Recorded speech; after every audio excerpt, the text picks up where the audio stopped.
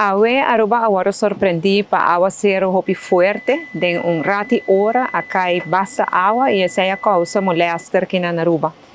Pasari besei nos a reuni awe na Crisis Management Office com a crisis team para me informar de situação e que o efeito de aguacero aqui junto com o corpo policial, com o brandweer, com o DOE e com o Crisis Management Office. Mahaya último update me sabisa que a situação está bom controle, tem molester sim, basta molester que a causa, pero no caso não de peligro e etc. Para uma notícia que está bom.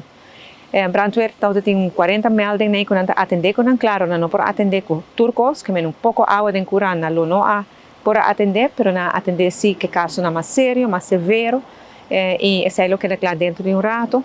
E nós vamos informar de situação também de carretera, nós caminhamos agora desenhar de tal forma que água, um pali água assim, que a água está baixa fora caminho e está clear e caminha de 3 horas.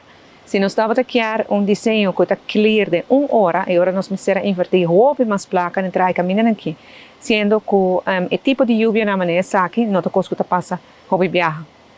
Mirando sempre, te suponho que a decisão vai tomar tempo para desenho aqui que toma 3 horas para clear tu nos caminhos e essa água causa pouco molester também. Que está o que eu vou esperar, o corpo policial vai emitir petição, urgência, vai urgir a comunidade para pôr queda para dentro, se não tur caminha para pôr corre, não está begaanbaar, caminha não para pôr corre ribanan, não tur caminha tem luz tampouco, que está pouco perigoso para botar certo caminho, né?